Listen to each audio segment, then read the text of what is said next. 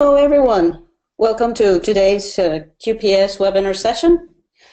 I'm Deborah Febres, Support Product Manager of Fledermaus, and I have here Jonathan Bevon with me. He will guide us into the depths of our workflows with this new R2Sonic capability. All right, let's go. Okay, so we've got my screen showing, and I'm just going to get things set up a little bit. And here we go. So we've got a few slides here.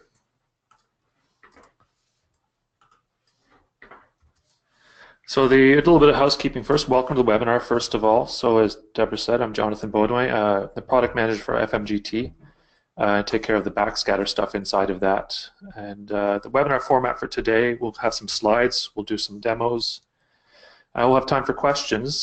Type them in, and Deborah will be fielding them, and we'll take a few pauses here and there during the webinar. And of course, we can't answer all the questions, but she'll pick the juicy ones, and we'll see if we can get into them. There's a few handouts available. You'll see in your webinar login console. So there's 4 handouts. There's the release notes from Fledermaus 7.6 and 7.7. There's the release notes from Qimera 1.5. And also a presentation that we gave at GeoHab 2016 where we first showcased the backscatter, multispectral backscatter processing. You'll find that as a PDF. It's the PowerPoint presentation from that. So download those, have a look. The release notes are there because there's functionality in each of those product releases that's pertinent to multispectral backscatter. So the outline for today is we'll just go through 4 basic themes. What's multispectral backscatter? Why is it important? FMGT backscatter processing how-to. We'll take one line and we'll just quickly show how that's done. And then we'll look upstream a little bit in the QPS workflow from acquisition to processing, both bathymetry and backscatter, and then finally analysis. So we'll take that same one file and walk it through the QPS product line to give you a sense of if you wanted to explore using our tools upstream and downstream of the backscatter, just what's there for functionality. And then finally we'll talk about the multispectral challenge that R2Sonic has thrown out to the community. They announced this at GeoHab this past year in Halifax, Canada. Basically, they're going to give people data sets with multispectral backscatter, and they want people to do really cool things with them. And there's a big grand prize, and we're helping that with that behind the scenes, both with R2Sonic and with some of the challengers that have signed up already. So we'll talk about that a little bit. So first, intro to multispectral backscatter. These are some slides from the GeoHab presentation in 2016 that we gave in Winchester, UK. So what we did there is we showed people the idea of remote sensing spectral curves. And if you do a Google image search, you can see there's lots and lots of pictures of this. It's pretty mature technology. From a satellite, you can have electromagnetic sensors, passive and active sensors, that can record intensity reflectance from the Earth's surface and then do all kinds of neat things. For example, you can measure that reflectance and plot that up by wavelength. And there's a lot of mature research out there that lets you do things like classify green vegetation, dry vegetation, and soil, for example. Some other researchers find that they can tell the difference between deciduous and grass and aquatic and coniferous vegetation, all using this different multispectral electromagnetic reflectance. And what's really interesting is it's a mature technology.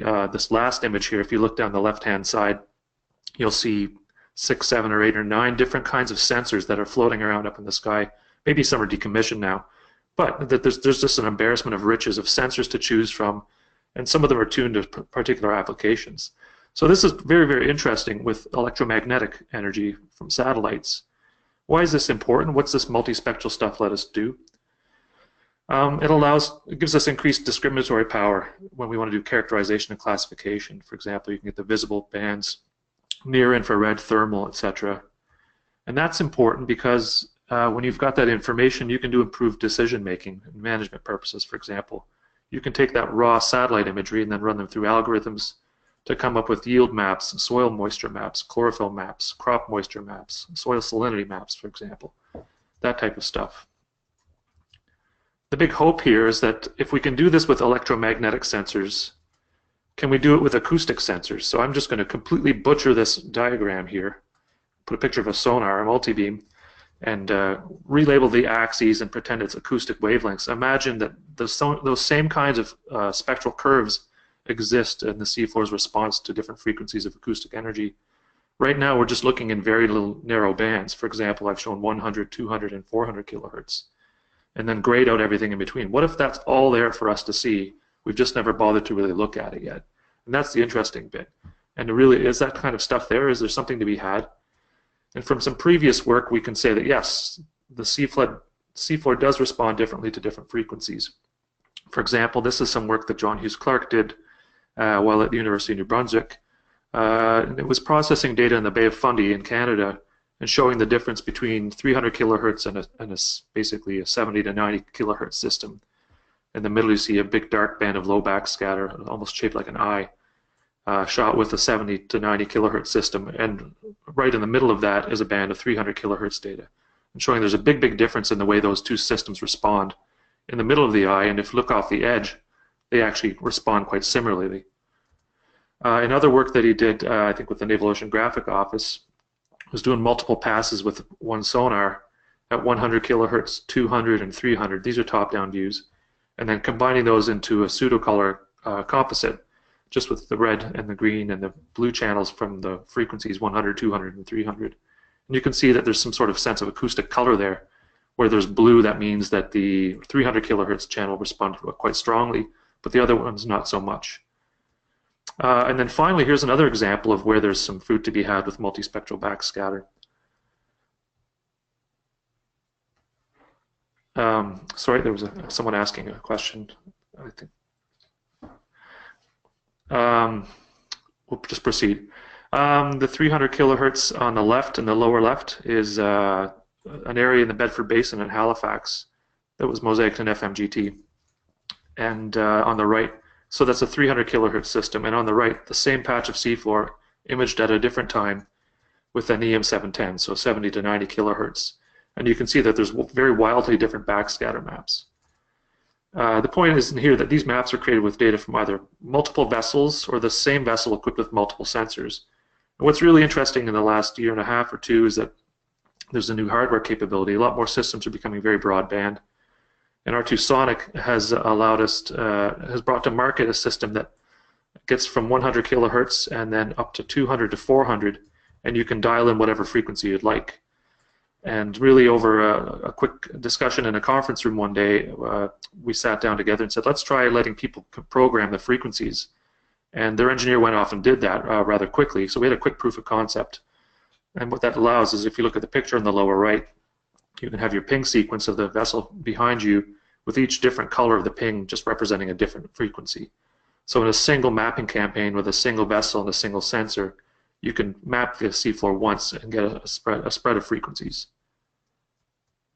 So if we look at what's the software that needs to come with that, first of all, we need to unravel the frequency sequencing to allow the frequency-specific product preparation. So that's something that we've done in QPS with FMGT. In rolling out the multispectral capability from R2 Sonic, we augmented FMGT, that's our geocoder implementation, to allow you to dial in exactly what frequency you'd like to process in order to get a product from that frequency. So that's what that lower left image is. We'll get into that a little bit later on. And then finally, in the backscatter corrections themselves, we need to make sure that we honor the physics, and very specifically the frequency-dependent terms. I'm not going to get into the math here, but this is the sonar equation, and I've just highlighted the parts where you need to pay attention to frequency, because those are terms that have frequency dependence. FMGT's largely always done this, and this work has given us even more room to go in and tinker and make that even better. If you get all of that right, what we're able to do is make this kind of image here. So this is just an animated GIF showing a single pass from an R2 Sonic 2026 with the 100 kilohertz, 200, and 400 kilohertz channels prepared as separate mosaics. And if you watch them flick by, you'll see that there's very different mosaics there. The 100 kilohertz, for example, has large bright splotches, and the 400 doesn't at all. So I'll just quickly review some of the Fledermaus capabilities that's come out. Fledermaus, I mean, in the FM geocoder toolbox. So FMGT is what we call that.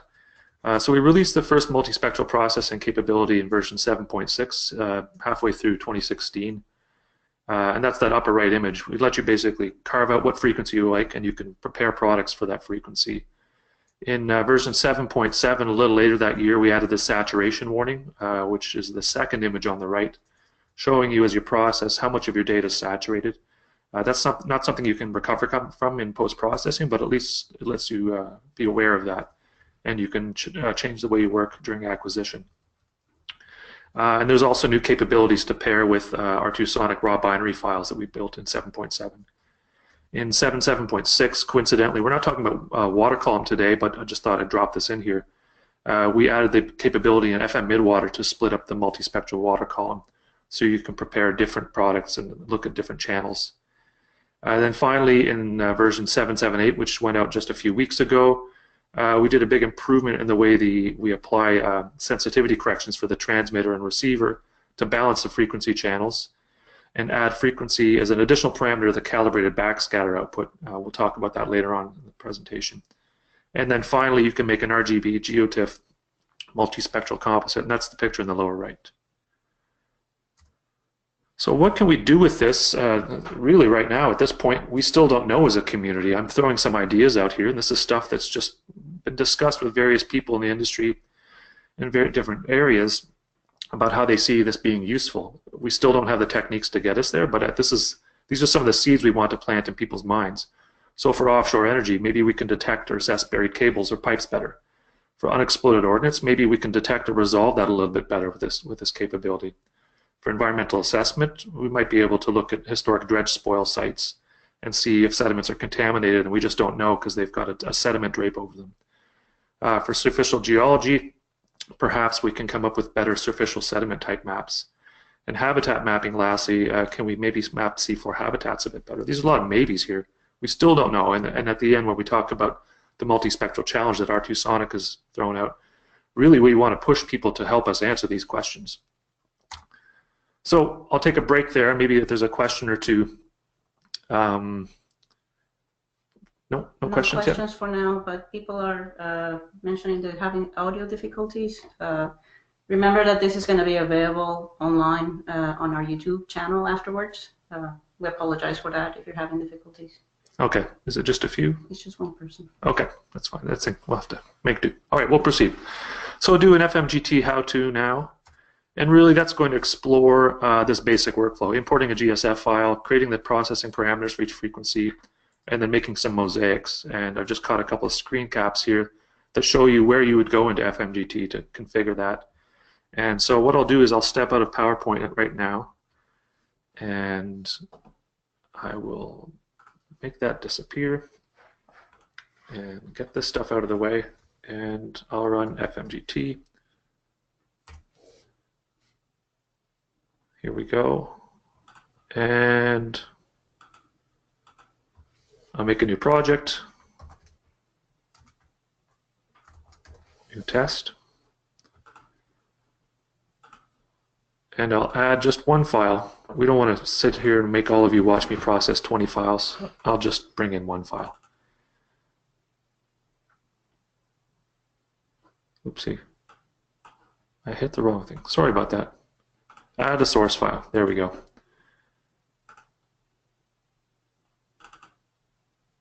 So one GSF file. I'll bring that in. And just the usual procedure. We bring it in, and you see the file there. It comes in. We compute the coverage, and then you see the track line and the port and starboard coverage on each side. So what's new as of 7.6 is the ability. Well, we've always had different processing settings. The way we encourage people to try this is add a custom processing setting. I'll call this 100 kilohertz and hit enter. And then what you do is you go and edit that. Under the settings menu, processing parameters, edit 100 kilohertz. And on the far right, there's a multispectral tab. You click this tick box and you type in the frequency that you want to keep. And what this does is it instructs FMGT to ignore anything but that frequency when it does any kinds of processing, whether you're doing mosaics or statistics, ARA, or outputting the beam detail information, which we'll show later. I'm just going to change the mosaic size to 25 centimeters to keep my hard drive from overflowing. And we click one more thing. You select the files you have, you right-click, and you set settings. Basically, we've just made a recipe card, and what I want to do is use that recipe to generate a product. And it tells me that it's going to keep track of my processing flags for me. Click OK. Now I click Mosaic, and it'll go through, it re-extracts the coverage because that's beam width dependent, and which is frequency dependent. And then it does the processing and makes us a mosaic. And there we go. And I'll just stretch the contrast on that with the 3 sigma button down here in the histogram panel. And we can see some interesting features here. For example, white. Is my mouse coming through? It is. Okay. White splotches and dark splotches, so high backscatter areas and low. What I like to do just to keep track of things is I rename the mosaic right away to the channel 100 kilohertz. Okay, so we've made a 100 kilohertz mosaic. It's as easy as that. If that's all you're interested in, off you go. You can make a geotiff, you can export that to a Fledermaus scene, all that stuff. What I'll do quickly is show you how to do the rest of these. So let's do a 200 kilohertz processing setting. So I created that, and I'm going to edit it now. And the same thing, I tick the box, I type the number 200. That's the frequency I'd like. Click OK. And again, I go to my source file. I've made a new recipe card. I want to right-click, set settings. I want to choose what recipe I want. So the 200 kilohertz processing setting. Click OK. It tells me, hey, I need to reprocess stuff. And I say, yes, please do that. And I click Mosaic. And I'll keep my other mosaic tiles. And off it goes. And it repeats that process. And I'll get a 200 kilohertz mosaic.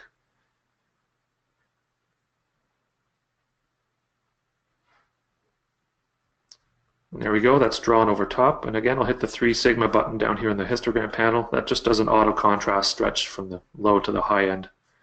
And I can see right now, let's do my other trick where I go and rename this 200 kilohertz. So the mosaic has a name now, and if I just tick this on and off, I'll go slowly, just so that the refresh rate over the webinar works. You can see there's quite a difference already. Okay, so let's round it out and let's do the 400 kilohertz. We'll make another processing setting configuration, and then I'll edit that, and again I tick the box, I type 400, and for this particular data set there was an error during acquisition that the absorption coefficient wasn't typed in for the 400 kilohertz channel. So if I come back to the adjust panel, I can type that in. I just found from the field operator that this is what should have gone in there. If the other numbers that you typed in real time in the R2 Sonic controller are correct, you don't need to come in and type those numbers. FMGT can extract them and use them. So for the 400 kilohertz channel, I have to make this extra correction here to recover from that error online. Otherwise, the other 2 channels were fine. So I've got that recipe card all set up, and I come over to my source files, I right-click, and I choose that one again, 400 kilohertz. I click OK, and I say yes again, and I'll make another mosaic and let that cook. It just takes a minute, or not even.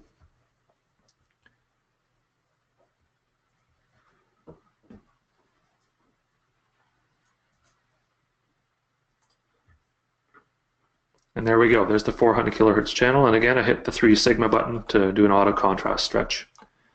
And I can see, oh, let's finish this up. I'll right-click the mosaic and rename it 400 kilohertz. Click OK. And what I'll do is I'll flick. So I've got 400 kilohertz and 100. And you can see there's not a whole lot to see in the 400 kilohertz. It looks like there's some anchor scour marks. Looks like there's some a rail car or something down there. And if I go to the 100 kilohertz channel, it's a very, very different story. So this is the poster boy example of how multispectral can be very interesting. We're getting 3 different kinds of information here from one single pass with one sonar. Okay, and then lastly, what we'll do is just show how to turn that into a multispectral image. This is what just came out with FM 778 a couple of weeks ago. So under the processing menu, you'll see multispectral image. And what I can do now is choose my red band. So we can basically make a pseudo-color geotiff and you assign the mosaic name to each channel, and that's why I gave the mosaic names the numbers in kilohertz, so that I can identify that clearly very well here. So the red channel will get 100 kilohertz, green will get 200, and blue will get 4. I click OK. I can choose the directory I want to put it in and then give it a base name, and I click OK. Then that cooks for a second, and what I'll do is I'll open up Windows Explorer and I'll navigate to that directory.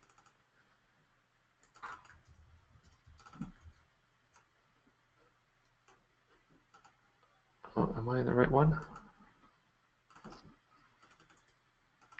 Oh, that didn't work for some reason. Okay. Oh, it's still working. All right, I'll let that finish up. I'll go back to the slides, and I think there's some questions. So we have a question. Which question do I want here? There's attendees asking if there's a way of knowing which frequencies you could filter beforehand, or if you forget which are the frequencies that you want to filter. Not quite yet, but that's an easy thing for us to do. Actually, that's something we're planning for an upcoming release. Right now, you just need to have that jotted down on a piece of paper. The second question that we have is, do you have to do the passes at the 3 different frequencies, correct?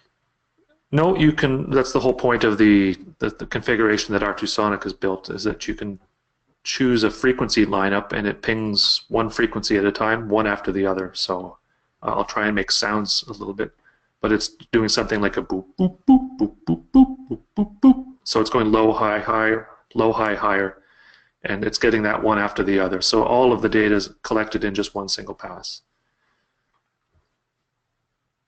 Any other questions? Yeah. Do you end up having a slow survey speed if you're using one of the every 3 pings in order to preserve decent and a long track resolution in your frequency-specific backscatter mosaics? Okay, so just in case that question didn't come through, because Deborah's off mic a little bit, do you have to slow your survey speeds? It depends. You'll get the long track resolution you want, but they will be at different frequencies. So if that's bothersome, and you only want the bathymetry, for example, at one frequency, you may have to slow down a bit. Yeah. Do you have any recommendations for how and how many and which frequencies to use when you're acquiring?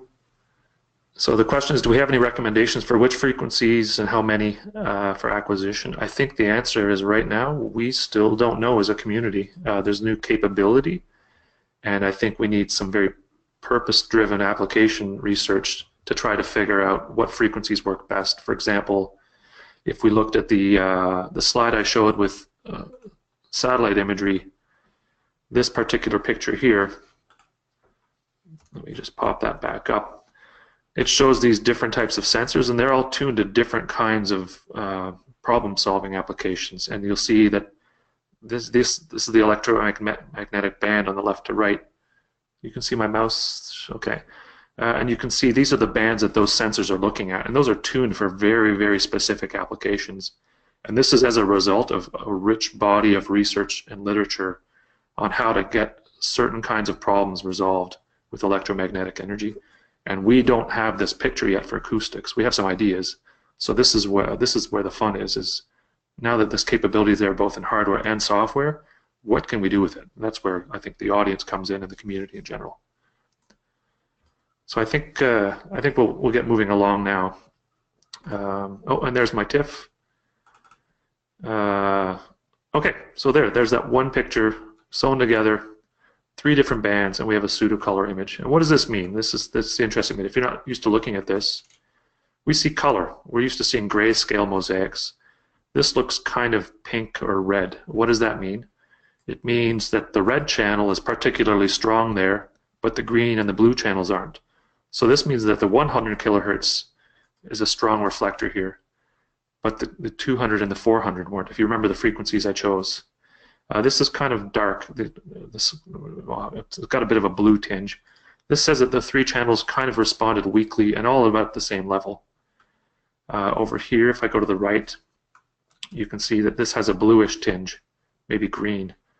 And that means that the green and the blue channels were strong, but the red not so much. So thinking acoustically, this particular patch of seafloor wasn't a very strong reflector at 100 kilohertz, but it was strong at 200 and 400. So we're getting this extra dimension, and this is just a pseudo-color image made from 3 frequencies. But there's a lot of tools out there to do this with many, many bands. Maybe not in an image that you can see with your eyes, but certainly with characterization tools for multispectral and hyperspectral. There's a lot of tools there for the electromagnetic world that we can bring to bear. So that's that part of the presentation. What we'll do is we'll hop back into, where did I get to? Excuse me, I went off script and I need to find myself again. Part 3, acquisition to analysis. So now that we've shown just very quickly how FMGT can process that data, let's look at what we can do with the rest of the product line. So we've got QINSy, Qimera, and also Fledermaus Vis4D that we can use. So QINSy is used for acquisition, Qimera for refining your online bathymetry results, applying S-bits, filtering outliers. FMGT, we quickly saw that now. And then Fledermaus Vis4D, we can combine the bathymetry and backscatter, do some interpretation analysis, and then connect to an Esri geodatabase. So what I'll do is I'll step out of PowerPoint again, and I'll go to QINSy. And let's get rid of FMGT. And I've got QINSy online here, ready to go. So what I'm doing is I've taken that same file that was a GSF a few moments ago that I brought into FMGT. I've gone back to the raw DB file, which is what QINSy records. And I'm just going to hit replay here. And what it's going to do is just walk through what it's like to see this data in QINSy. And so it's literally replaying the data. I mean, it takes the raw measurements and it's reintegrating them. It applies the sound speed profile. It applies the georeferencing. It computes the TPU all online, and then it fills in the grid as you're going. And these are real-time integrated results, full refraction correction. And it's filling the grid. This will just take a minute. In QINSy, the only real thing that you need to watch for when you want to do backscatter processing, especially multispectral, is to have the driver set up for the device to be sure to use to store the raw packet information from the sonar. And there's a preset for that in the driver configuration that we can show you quickly once this is done. This just takes a minute. And we've got nice presets for the drivers. When you're configuring the multi-beam setup in QINSy, you can have it, you choose from a drop-down menu to say, please collect everything that is necessary for processing an FMGT. You can do the same with FM midwater and for different things like XTF export. So there's a nice preset that you use. And that's pretty much all you do. There are additional layers you can turn on to QINSy if you want to see the snippets in real time, just to ensure that you're collecting the data. I've just kept this really simple for the demo. I think we're in Halifax Harbor here, just so you see where we are in the world. The bridge is over there. And I think we're just about done. Okay, so QINSy replayed that data. So it's made a QPD, which if you're used to QINSy, that's where the results are stored. It's also made this dynamic surface. It's a grid. So if I go offline in QINSy now, there's a new option in the latest release of QINSy that you can immediately start Qimera. So you can get straight to work. I'm done my acquisition. I click OK. And QINSy goes to sleep, and up comes Qimera. And let's just clean up a little bit so we don't get too cluttered. And what I'll do is I'm going to load this project for full sonar processing. You can do just point cleaning if you like with QINSy because the soundings are computed in real time. You can choose full sonar processing if you want to do things like apply S-bets and stuff like that. So I'm going to choose that option, and it's going to bring in the DB. It brings in the terrain model that was computed in QINSy. And what I'll do is just make a little bit more room here so we can see what's going on. And let's just tip this into 3D. And you can see there's some spikes. And what we can do here, the only reason you come to Qimera if you want to get to FMGT is because that the data needs a little bit of cleaning. So what I can do is just use my lasso tool and select an area and click on the slice editor. And I can see my points down here. And I won't make you watch me clean data. I'm just going to give an example. I'll clean some of those spikes. Let's color code this by depth. It's a little more interesting looking. And hit save, and you'll see the grid updates. There's some more spikes here. And I can clean those. Hit save. And the grid will update. Not only the grid is the grid updating, the soundings are updated. They're flagged for rejection. But what I'm going to do is just kind of not do a manual cleaning. I'll just get out of the slice editor What I'll do is under the filter toolbar, click a strong spline. I want to apply this to all of the files that belong to that surface, and I want to apply it everywhere. So if we have a look at some of these spikes here, hopefully this filter will clean up some of these. I click the Go button, and you'll see down here in the job activity window, it's running, and sure enough, clean up those spikes, not only in the surface, but the soundings themselves. And we can see that that's pretty reasonable. There's a couple of spikes left here that I'll just take by hand.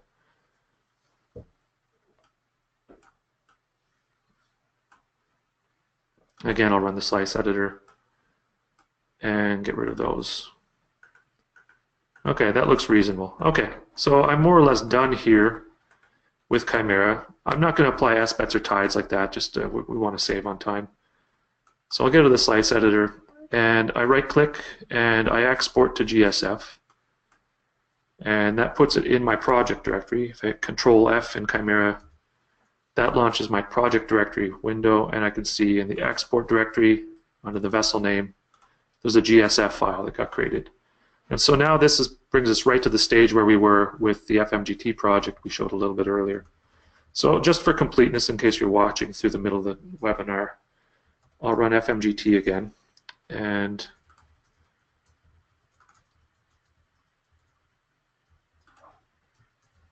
I'll repeat that process really quickly. Test 2. I'll add that GSF file that I just created. That is here. No, it's here.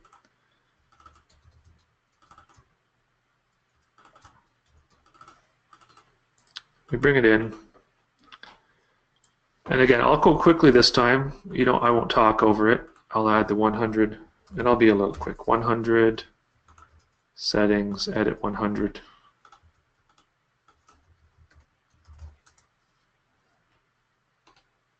Set the settings. Maybe I can take a question or two while I'm doing this. Yep. So, do we have a question, Deborah? Yes, we have several questions. We'll go with one of the last ones that is interesting. Is does FMGT use a bathy for each frequency for the corrections? Do I have to clean each frequency bathy layer?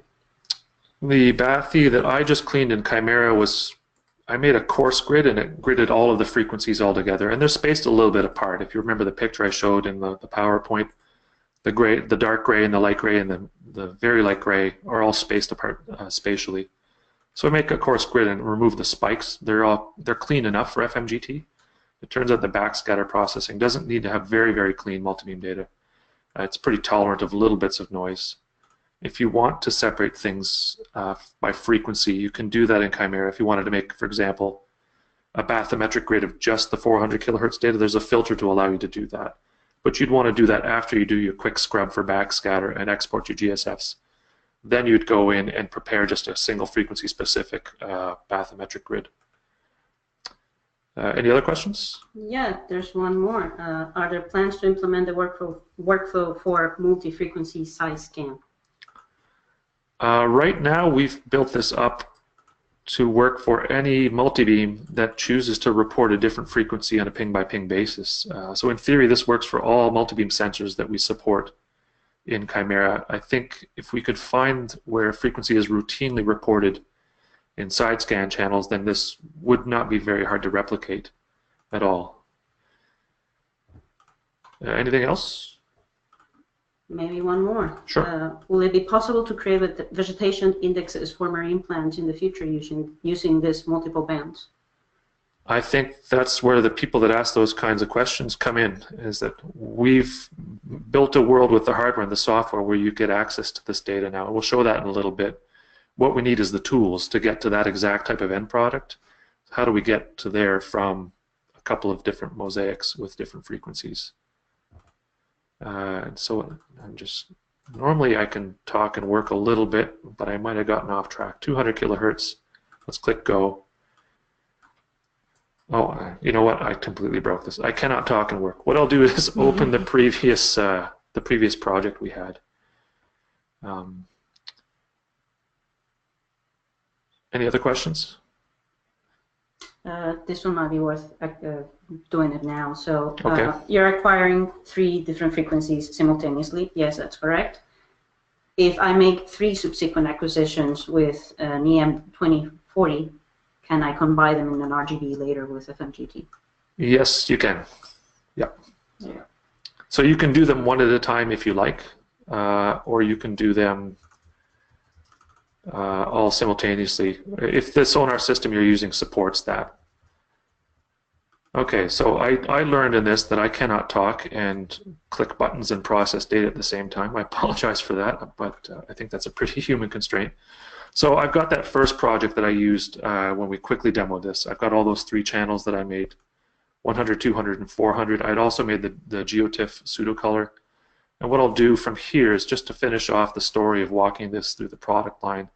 I'll save this FMGT product as a Fledermaus scene. And what I want in here is I don't care about these kinds of things. I just want really the mosaic layers. There we go.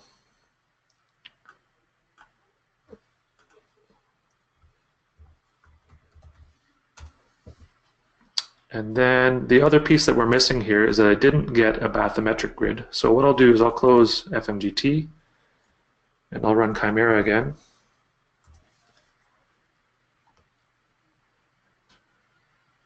And this was the project.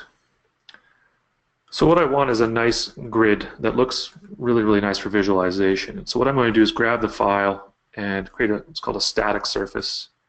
I'm going to make 2 meter grid cell resolution, and I'll do a 3 by 3 weighted moving average grid. The dynamic surface is great for working to identify outliers. And once the outliers are identified, sometimes you just want a nice smooth looking surface, which we have here now. And I can bring this surface into Fledermaus as well. So I'll just leave this project. That file is now in that project. And I'll run Fledermaus.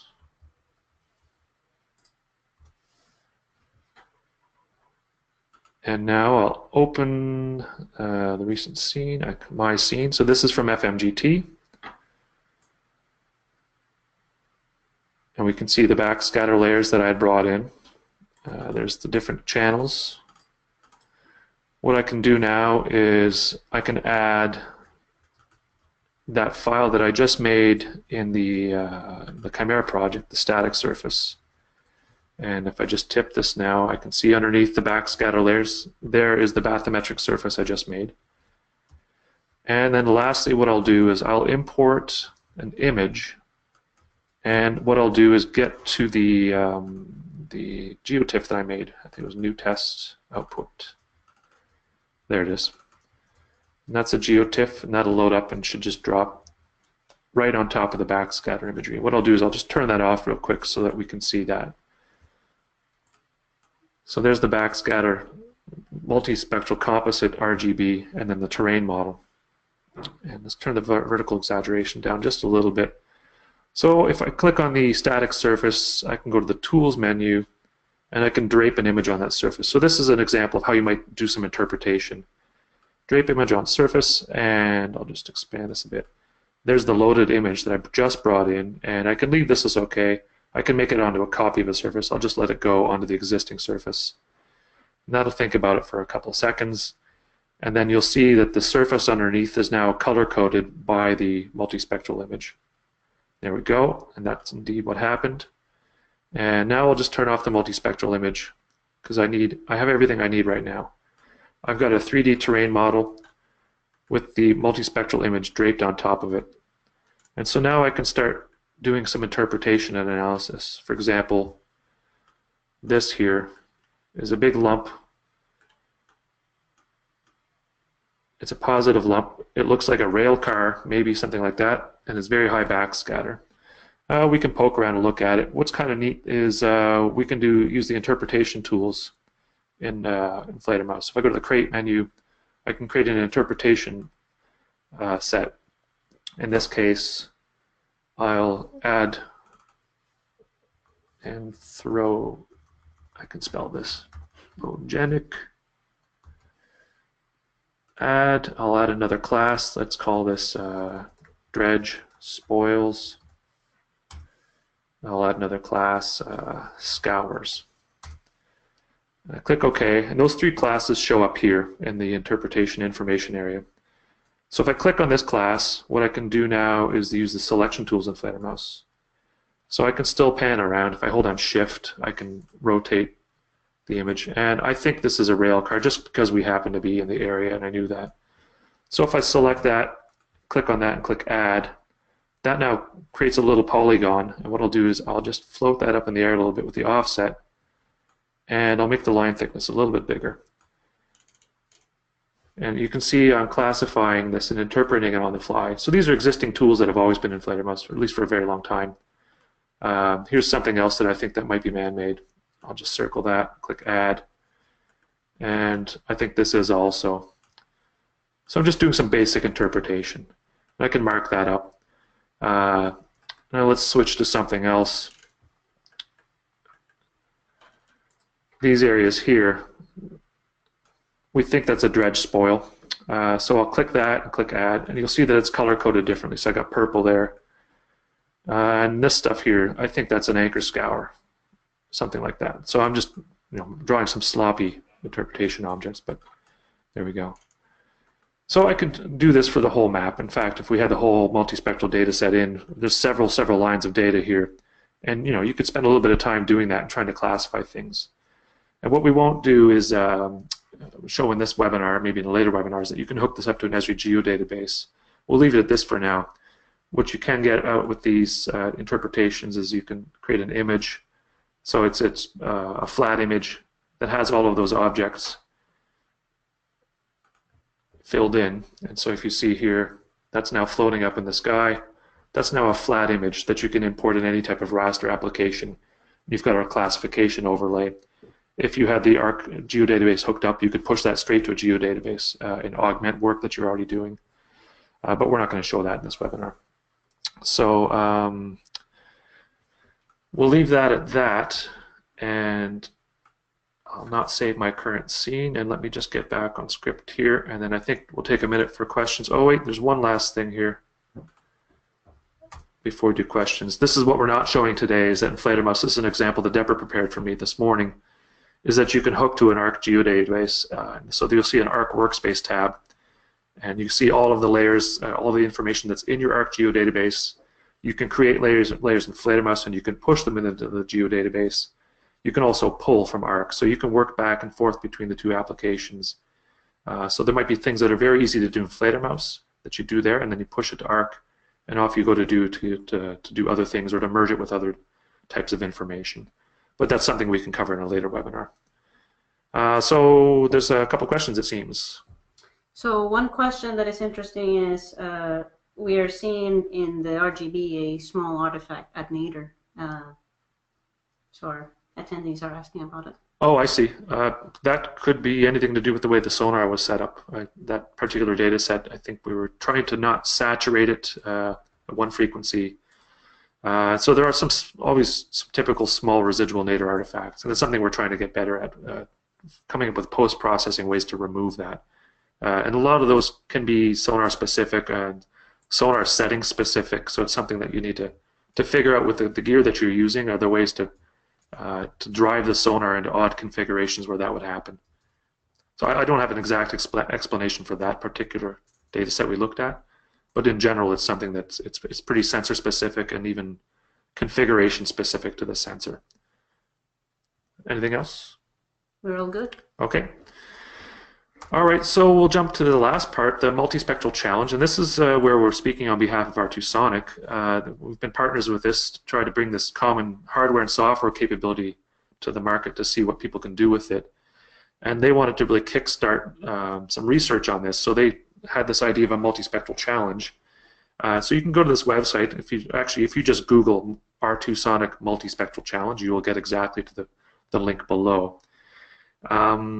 And there's just a couple of points to make that. The objective that they want is to get multispectral data in the hands of researchers and really just try to kickstart some development on new methods. Because like I said in that earlier question that we answered before, we don't know what to do with this kind of data yet. And there's a lot to be gained, and we need to get as many people poking at this kind of problem as possible. And so they've collected, I think, 4 different data sets, I think all in Canada, and the West Coast and East Coast. And they're available to teams that sign up. So qualified teams can sign up and register their interest and get the data sets. They're available in GSF format, so you can drop them right into FMGT and get straight to work. And the goal is by GeoHab 2018, they announced this, by the way, at GeoHab 2017 just a few months ago. So the goal is that people have something to show, even preliminary or prototype type of algorithm for GeoHab 2018. And the grand prize, what's really driving this, is that they're willing to put an R2 Sonic 2026 system up for grabs for whoever comes up with the best and new innovative ways to process this data. There's an image of such a system on the right. And that's their system that goes down to 100 kilohertz, which is where we need to get interesting backscatter, in addition to the 200 to 400 kilohertz band that they've had with their other models of sonar. So examples here, the data set. This is the data set that they prepared and collected at GeoHab 2017 in Bedford Basin in Halifax this past spring. That's what it looks like when you process it through an FMGT. And what I was showing all day today was just one of those lines. So they've got that data set and a few others available. For this particular data set, they've got good bottom sampling and videos, so we have some idea of what's down there. And then the challenge that they're putting to people is, can you take a backscatter data set and then come up with a big black box that tells you, okay, here's what we think the seafloor is, based on the multispectral channels. So how does QPS fit into this? Well, we allow you to export the process backscatter. And what that means is, well, a lot goes into making that pretty map that you see at the end, but really a lot of that is cosmetic. We're taking away the angle varying response, the fact that it's so bright at nadir and not when it's away from nadir. There's a lot of despeckling, anti-aliasing, there's feathering and blending. And that's the sort of thing that you don't want to do to signals when you want to come up with quantitative algorithms for characterization. So what we've allowed, I think in version 7.6, is the ability to export the the corrected backscatter before all of those cosmetic things happen. So what I'll do quickly is show you how to do that. But first I'll touch on one point here. Why is that stuff important? Well, this is important for the multispectral challenge participants because anybody can make those mosaics. I've shown you how easy that is today. The real interest is getting at the corrected backscatter and making angular response curves, for example. Here's some work from Dr. John Hughes Clark again on the right, showing how if I have angle on the x-axis on any of these little plots, and then backscatter on the y-axis, and then the three different frequencies, you can see that they have different shapes sometimes.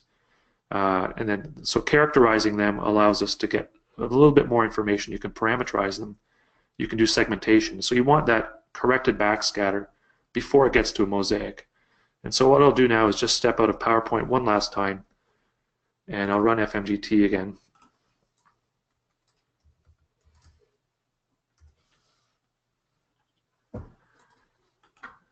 And I'll show you how you can get at that exact thing. So I am going to edit the default processing settings. And if you look here, there's a new little option as of a few releases ago. It says keep detailed per beam ARA information. The corrected backscatter is what feeds the angular response analysis, the ARA routines. If you want to hang on to that into a file, that's a useful thing to have. So if you tick that box, you can do that. And what that means is you need to reprocess. So I'm going to come back to my raw source file and set my settings to the default. In this case, it's going to keep those beam results. And also, I'll just double check. If I go to the multispectral tab, you'll see that I'm not limiting it to a single processing frequency. It's going to process all of the frequencies and keep that data. So that's exactly what I wanted to do. So I've just to double check, I did set the settings. I'm back to the default. I click OK, and let's make a mosaic. And actually, we'll see what a mosaic looks like when you don't disentangle all the different frequencies. And that's kind of an interesting image on its own. I can't say it's terribly useful. You're mushing it all together, but it's something that you can produce if you did want to. Okay, so that's going to go. And we'll have our last mosaic with all of the frequencies in it. And I'll stretch the histogram with the 3 sigma button.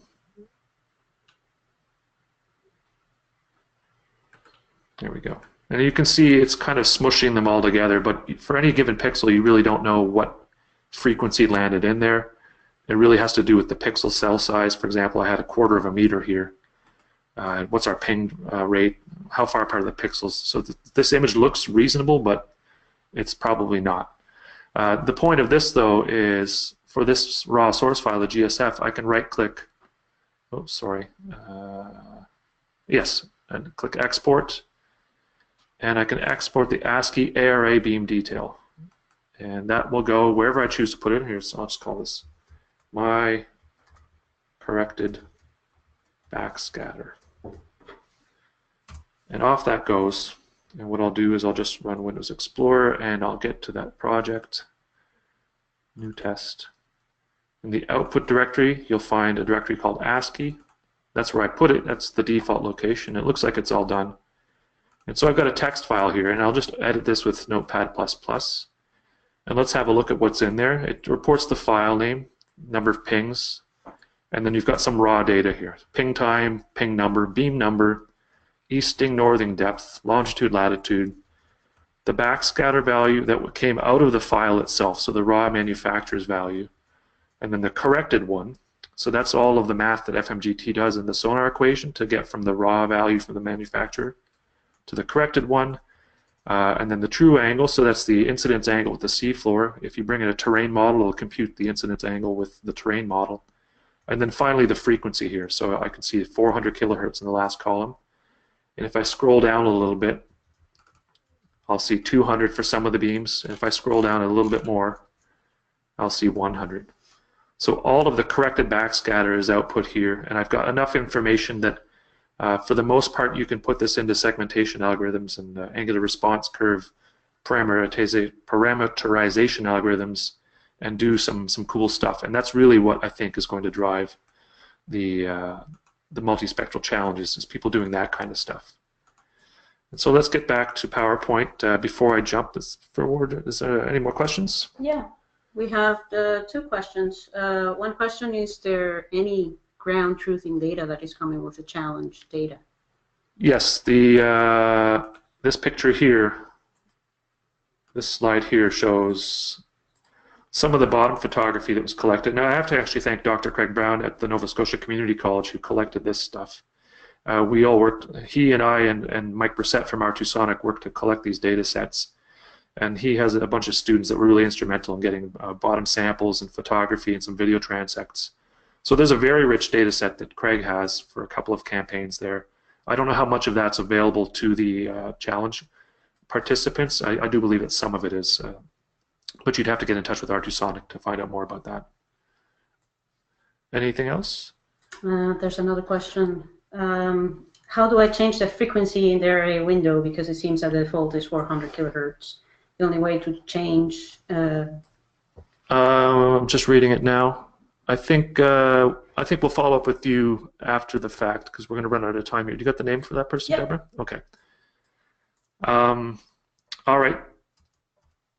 So, oopsie, I slipped forward a slide. So, kind of wrapping up, this is kind of neat. Is we've been working with a researcher at the U.S. Army Corps of Engineers, Jennifer Kist, and it's been Deborah here next to me, and also Samantha Bruce in our U.S. office, working with her to help her figure out how to use our software to get some R2 Sonic 2026 data into a state where she can start doing some research and figure out what kinds of things can we do with multispectral backscatter.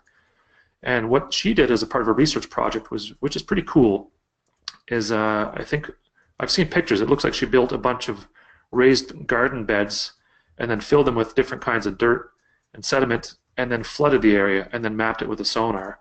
And so if you look at this this image here, you see all these things, these rectangular shapes, and then there's the one pass with the R2 Sonic running at the different frequencies, 90, 200, and 400, and you see just differing responses from one frequency to the next, and then a pseudo-color composite.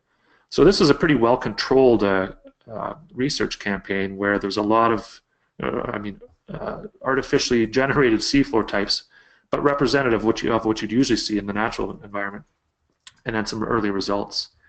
And then also she did some object detection studies. So we just wanted to do a shout out to her and her work. This is something that we've been helping her do, and it's been very interesting to participate. But this is an example of somebody who's just rolling up their sleeves and trying to figure out what can we do with this? What kind of applications does this hardware and software serve? So if you're interested in all, Jennifer Kist is happy to have some questions sent her way if you want to collaborate or try to figure out what's the next step, or get some lessons learned from her. Her email's on this as well.